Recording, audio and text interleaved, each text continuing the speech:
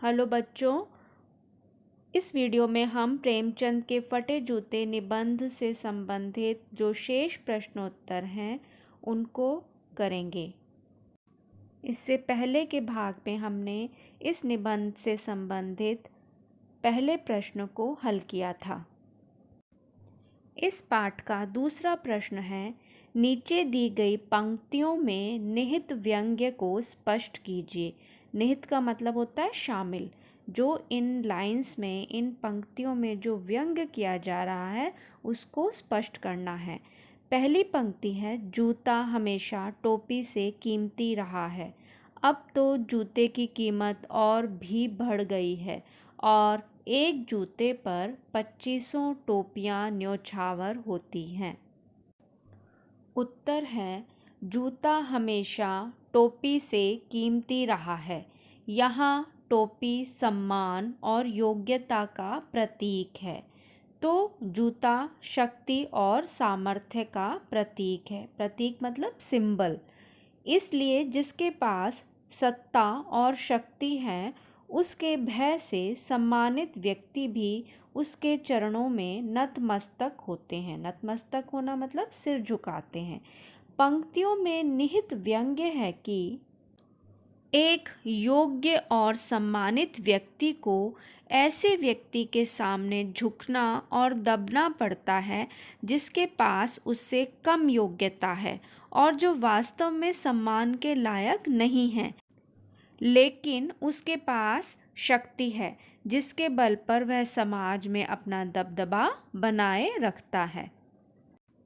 दूसरी पंक्ति है, तुम पर्दे का महत्व नहीं जानते, हम पर्दे पर कुर्बान हो रहे हैं।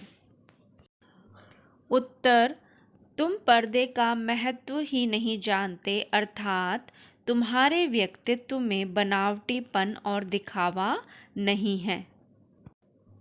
ये लेखक इसके बारे में बात कर रहे हैं, प्रेमचंद के बारे में। जैसे तुम्हारे विचार हैं, यानी प्रेमचंद जी के जैसे विचार हैं या जैसा तुम सोचते हो वैसे ही तुम दिखते हो, जबकि हम बनावटीपन और दिखावे के चक्कर में अपनी असली पहचान खोते जा रहे हैं। मतलब हम वास्तव में क्या हैं वो हम दिखना नहीं चाहते और इसके चक्कर में हम अपनी वास्तविक पहचान को भूलते जा रहे हैं, खोते जा रहे हैं। तीसरी पंक्ति है, जिसे तुम घृणित समझते हो। घृणित मतलब नफरत के लायक समझते हो, घृणा के लायक समझते हो, उसकी तरफ हाथ की नहीं पाँव की उंगली से इशारा करते हो। उत्तर, पंक्ति में निहित व्यंग्य है कि हाथ की उंगली से इशारा करने पर अन्य उंगलियां हमारी तरफ इशारा करते हुए हमें भी दोषी ठहराती हैं। यानी हम किसी की तरफ अगर फिंगर करते हैं, उंगली करते हैं, तो बाकी की जो उंगलियां हैं वो हमारी तरफ उठ रही होती हैं। दूसरी ओर जिसे हम घृणित समझते हैं उसकी ओर पैर की उंगली से इशारा करना केवल उसे ही घृणित सिद्ध करता है। आपकी पाठ्य पुस्तक का चौथा प्रश्न है, पाठ में एक जगह पर लेखक सोचता है कि फ़ोटो खिंचवाने की अगर यह पोशाक है तो पहनने की कैसी होगी, लेकिन अगले ही पल वह विचार बदलता है कि नहीं, इस आदमी की अलग अलग पोशाकें नहीं होंगी। आपके अनुसार इस संदर्भ में प्रेमचंद के बारे में लेखक के विचार बदलने की क्या वजहें हो सकती हैं? उत्तर, प्रेमचंद सादा जीवन, उच्च विचार वाले व्यक्ति थे। उनके व्यक्तित्व में कोई बनावटीपन और दिखावा नहीं था। वे लोगों के अनुसार अपने आप को बदलते नहीं थे। जैसे कपड़े उनके पास थे, जैसे वह असल जिंदगी में पहनते थे, उन्हीं को पहनकर उन्होंने अपनी फोटो खिंचवा ली।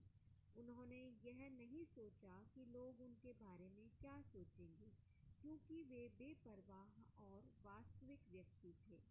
इसलिए लेखक के मन में यह विचार आया कि इस आदमी की अलग अलग पोशाकें नहीं होंगी।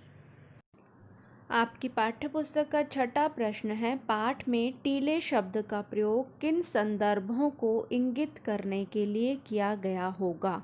संदर्भ का मतलब होता है किस रेफरेंस में वो टीले शब्द आया है, और इंगित शब्द का अर्थ होता है संकेत करना, इशारा करना। उत्तर, पाठ में टीले शब्द का प्रयोग जीवन में आने वाली बाधाओं, बाधाएं मतलब मुसीबतें, विसंगतियों, विसंगति वो होती हैं जो असंगति जिसको हम बोलते हैं, या बेतुकी बातें, बेमेल बातें, ठीक है, जिनमें कोई मेल नहीं होता। विडंबनाओं, विडंबनाएं वो होती हैं जिसे हम बोल सकते हैं कि अपेक्षित और घटित में जो अंतर होता है, जो फ़र्क होता है। अपेक्षित का मतलब हम जो उम्मीद करते हैं, हम जो चाहते हैं, ठीक है, हम चाहते हैं कि समाज का ऐसा आइडियल रूप होना चाहिए, औरतों को सम्मान मिलना चाहिए, अपराधियों को सज़ा मिलनी चाहिए, जो सम्मानित है, योग्य व्यक्ति है, उसको समाज में आदर मिलना चाहिए, सम्मान मिलना चाहिए। लेकिन घटित, घटित मतलब जो हो रहा है, जो घट रहा है, वो बिल्कुल विपरीत होता है। तो तब जब वो स्थिति होती है कि जो हम चाहते हैं वो कुछ और है और जो हो रहा है वो कुछ और है, तो वो क्या कहलाती है? विडंबना। सामाजिक कुरीतियों, सामाजिक कुरीतियाँ क्या होती हैं? जो समाज की बुराइयां हैं वो, भ्रष्टाचार, बेईमानी आदि संदर्भों को इंगित करने के लिए किया गया होगा।